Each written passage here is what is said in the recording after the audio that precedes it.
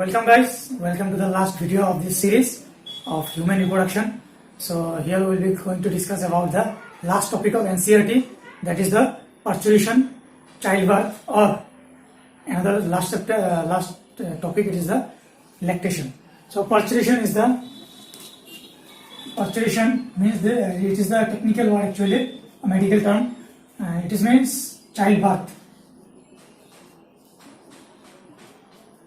It means childbirth.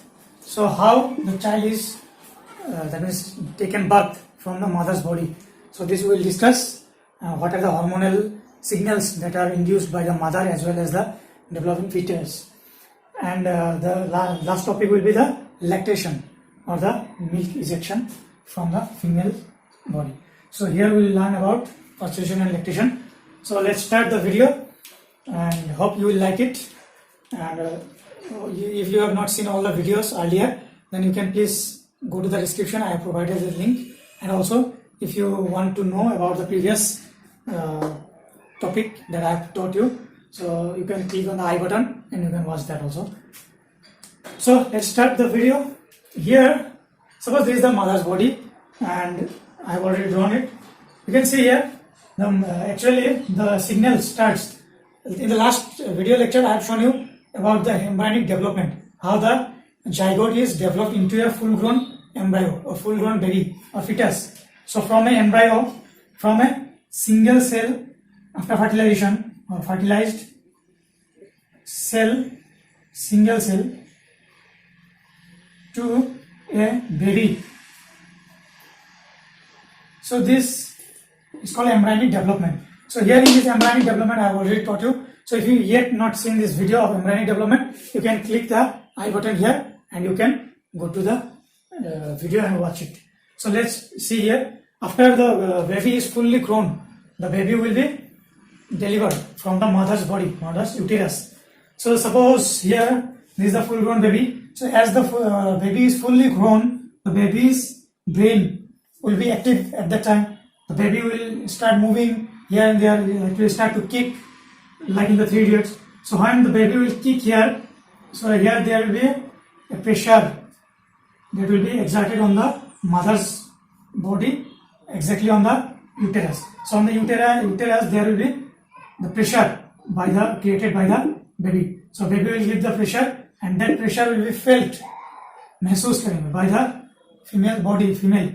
So female will receive that signal to the brain. So the mother will come to know that her child is fully grown and it is time to get birth.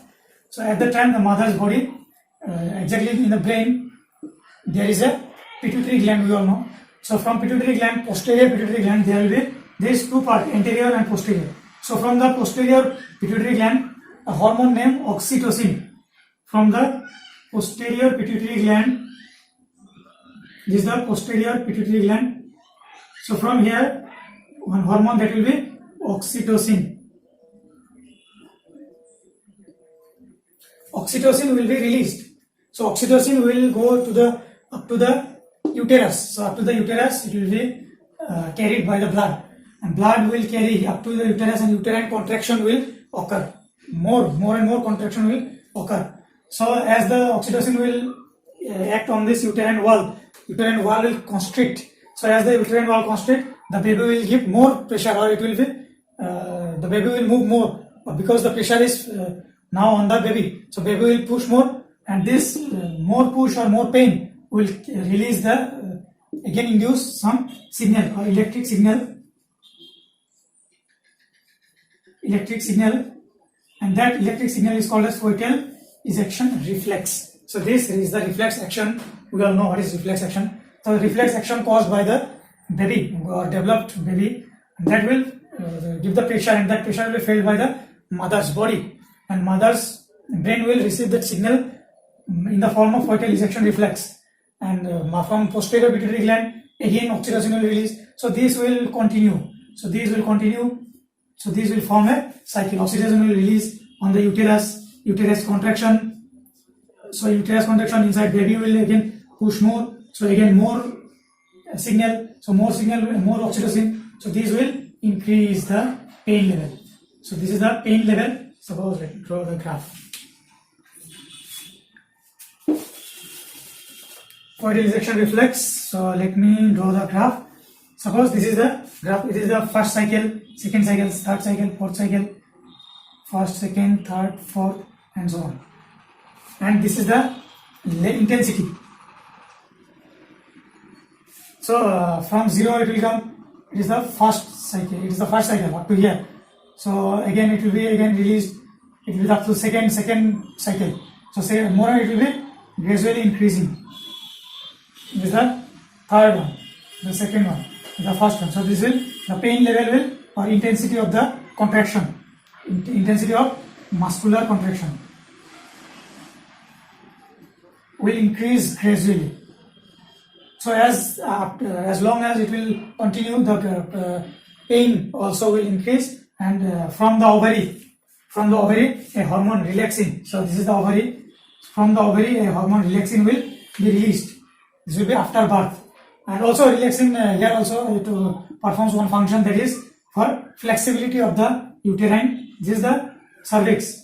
So the baby will push the cervix, so it will provide the flexibility. So this will, at first it was tight, so now it will be loosened, and the opening of the cervix or vaginal opening will increase by the oxytocin and relaxin. Okay, so this is the coital ejection reflex. So here you can see how the child is birth. So as this will increase, the child will get birth through the cervix, vaginal opening, and after that the child will get birth. Suppose this is the full grown child. Okay,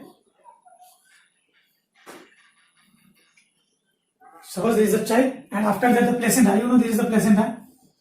Inside the uterus there is another fluid filled membrane, that is called what? This blue color, suppose this is the placenta. So after that the placenta will also be expelled. After the baby, the placenta will be expelled, and the umbilical cord, this is the umbilical cord.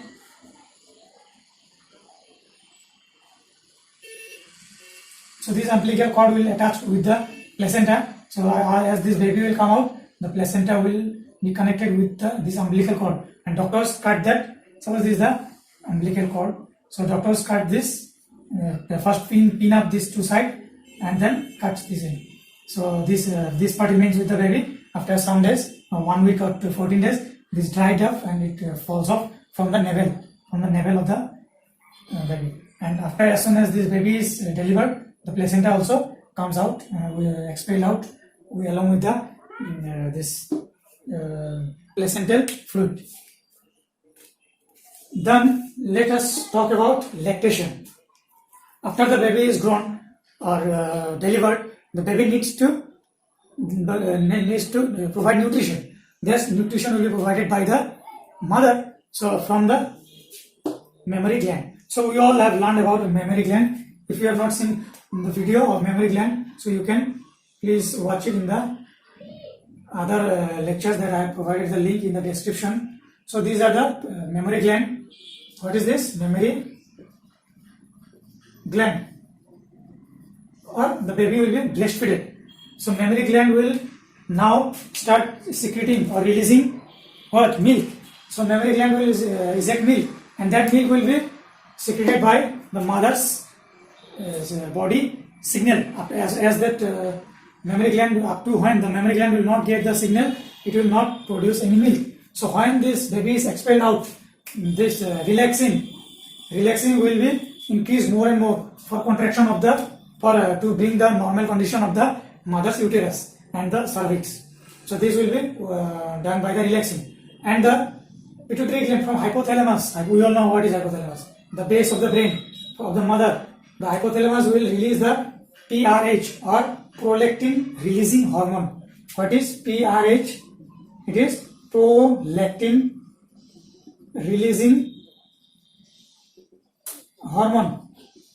Prolactin releasing hormone. So prolactin releasing hormone will be released from the hypothalamus, and it will come up to the anterior pituitary gland. This is the anterior side, this is the posterior. So anterior pituitary gland, the PRH will be secreted and provided to the anterior pituitary gland. From anterior pituitary gland, the prolactin will be secreted. So from prolactin releasing hormone, prolactin will be released. So prolactin will be released, and prolactin will do what? It will produce milk. It will act on the mammary glands and it will produce milk. Okay, so in all the mammary glands or in the alveoli of the mammary gland, the milk will be produced. Suppose prolactin, what will do? It will act on the mammary gland alveoli and milk will be produced. And the milk will be produced, but it will have to be delivered out of the mammary gland through the mammary lobe, mammary then duct. From mammary duct, it will be expelled out or provided to the baby. So baby will suck milk from the nipple. And how this milk will be ejected? The milk will be ejected from the mammary gland, and this will get the signal from the posterior pituitary gland. Oxytocin, we all know what is how oxytocin is released. So oxytocin is released from the posterior pituitary gland. From posterior pituitary gland, oxytocin will release. Oxytocin will come out act on the mammary glands, and mammary glands will release or expel the milk. So milk production completed. Milk also ejection will be completed. So now this breast will increase in size as because of milk production. So the size will increase for milk production, and the baby can drink from or suck milk directly from